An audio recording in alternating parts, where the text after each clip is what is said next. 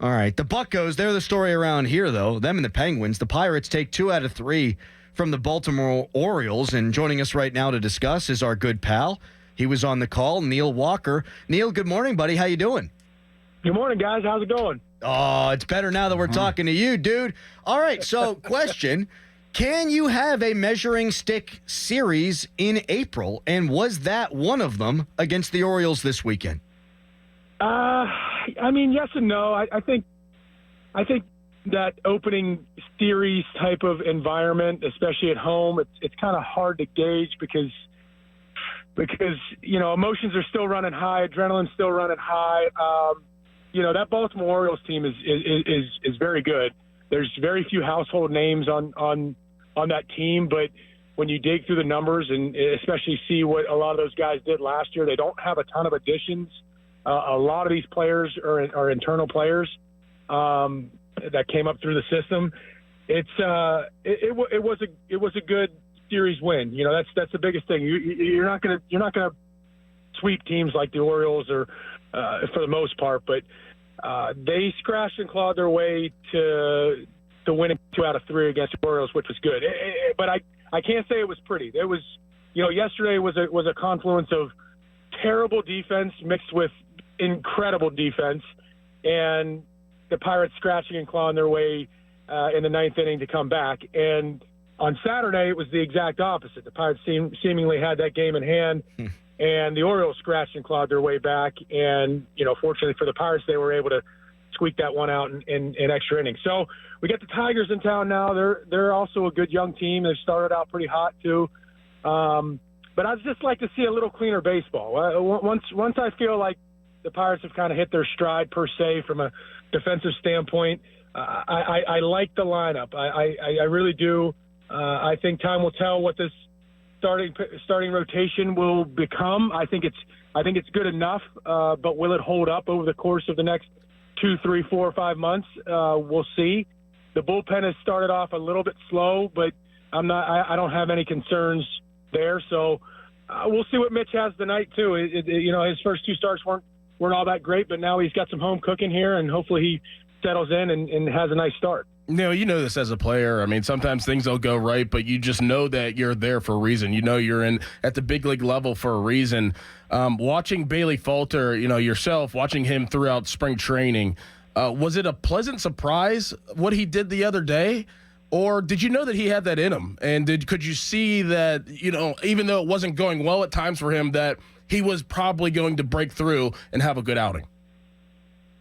Well, Bailey Falter's kind of an interesting case study because you look at the velocity, you look at the pitch arsenal, nothing really stands out for a guy like that. But he also has, what they consider like elite extension on his fastball. He's a bigger guy. I think he's about 6'4", but he releases the ball closer to home plate than about anybody in the league. Even the guy he pitched against, who was 6'7" the other day, he has about the same extension on that. So what that means is these fastballs that he's throwing at 91, 92 are to the hitters seem like they're 94, 95, 96. And when you watch this last start, his philosophy, especially against the right-handers, was throw these fastballs on the inner half and up and in and see if these guys can make adjustments. And so, obviously there's a couple elements to that. If he's not throwing strikes, he's in trouble. He's going to have to go to the heart of the plate and just hope somebody doesn't clip him. But his recipe for success yesterday was basically fastball, slider, changeups, a little bit of cutter, but into the righties, middle way to the lefties, and he was super successful. So we'll see. He's going to get another shot here, especially against a really good team in the Phillies. So the Pirates have a nice little stretch here of 6 games against 2 against the Tigers, which is a good barometer, and then on the road against the Phillies is going to be a very good barometer. So, but as far as Bailey Falter is concerned, you got to really like, especially what he's being asked to do as essentially a 5th starter. If you're able to get starts even close to that, call it 1, 2, 3 runs, 4, 5, 6 innings, you got to be happy with that. Neil Walker joining us here on the Fan Morning Show. You already mentioned him, Mitch Keller. He's going to go for the Buccos tonight. It hasn't been great the first two starts. Might he take a page out of Bailey Falter's book, Neil, where Falter, I think, threw 75% fastballs. We're seeing Mitch, his last start, he threw 25% fastballs. Maybe get Mitch to rely on the fastball a little bit more and see if stuff plays off of that? Yeah, that might not be a bad idea. I mean, Mitch, over the course of last year and into this year, has gotten a little bit cutter heavy, which isn't the worst thing in the world, but it's also something that if you don't have pinpoint control with that cutter, and you're not working it middle in to in on starting at middle in and running it in on lefties, and the same thing with righties. If you're leaving that thing kind of middle in to lefties and middle of the plate to righties, a cutter's a pitch that really gets hit hard because it's somewhat of a barrel finder if it's in the middle of the zone. It's slower obviously than the fastball, but as a hitter it looks just like a fastball, and good hitters are able to kind of make that last minute adjustment and pull their hands in or extend them a little bit as a right-hander against the righty. And some of the I didn't hit a ton of home runs, but some of the farthest home runs I hit were off of lazy cutters in the middle of the zone, and that's what we've seen Mitch do a few times and get burned. And it's really only been a couple innings that have really done him in, a couple big innings, one against the Marlins, one against the Nationals. But I expect him to be much sharper today, and I do expect a lot more fastballs, especially exactly what you mentioned, Adam, a lot of fastballs in and at the top of the zone, and then working his other stuff off of that. Neil, you talked about wanting to see cleaner baseball out of the Pittsburgh Pirates, and they're on pace for 146 errors on this season. How do you fix that? Like, I mean, if you're going into practice today, is there like certain things that you want to work on, or is it just, hey, let's keep playing, and maybe we'll break through at some point? Yeah, they're going to break through. I mean, these guys, if you're down at the ballpark at 4 o'clock before a 7 o'clock game, every single one of these infielders and outfielders are working on every different type of ground ball, balls off the Clemente wall, the right fielders. The one thing you don't necessarily work on is the communication part. So we've seen a few times outfielders and infielders and outfielders having communication issues. Now, Michael Taylor, he's a new player to the team. Sometimes you have to get used to hearing guys' voices in the outfield, which sounds crazy, but it's true. Sometimes you don't, unless a guy has a really loud, booming voice, sometimes you can't hear a guy calling a ball in the outfield when it's an in-between ball. Or as an infielder, when you're going to the outfield, sometimes you just don't hear guys calling you off. And I'm not saying that that's the case, but I'm saying that this group, in my opinion, just needs to settle in a little bit more. It hasn't been good. It hasn't been clean as far as the defense is concerned.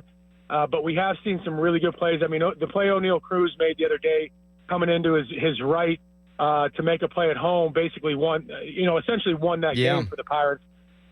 So you take the good with the bad, but you also, some of the things that are going on are somewhat fluky. O'Neal Cruz just kind of ball popped out of his glove, and a guy was able to advance from second to third, and he wasn't able to make a throw home. So there's just kind of some fluky stuff going on, but there's also some stuff that just needs to fully be cleaned up.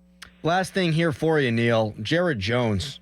I mean, I know that the Pirates didn't get the win on opening day here in Pittsburgh, but that guy's not afraid of anything. He's just, all right, I'm going to throw my fastball. Good luck with it. And I think it was even more impressive given the lineup he was facing even than what he did his first start. Hey, listen, any guy that's from a warm weather state that's willing to go out there with two buttons down and that's right. hanging out in 35-degree weather, like you're good in my book. And I heard somebody kind of compare him to AJ Burnett, which is, in my opinion, is not far off. The arsenal's a little bit different, but the attitude is very similar. You didn't see him get rattled the other day. He gives up 2 or 3 runs. I can't remember if it was 2 or 3, but he didn't get rattled whatsoever. Giving up a couple of solo home runs, no big deal. Got himself in a couple tight spots, but when you got 100 in the back pocket, that's always what I consider a get out of jail free card with some of these guys. But you also have to deploy it in the right way, and he has the arsenal. He's got the slider, he's got the changeup, he's got the curveball to complement that 100. Neil, you are a tremendous man and an asset to our radio show. Thank you for joining us. All right, boys. You guys have a great week, huh? You too. Thanks, Neil. Beat 'em Bucks. Neil Walker. Yeah, I do think the defense will. I mean, they're not gonna be on pace for a $146 all year. Like, they got too many. I thought their defense would be a strength this year. Yeah. Michael A. Taylor's really good in center field. O'Neal Cruz has been very good at short. I like Triolo at second. They'll be fine. You're not worried about Hayes at all. No. He had 6 errors last year. He's got 3 already. That's going to even itself out.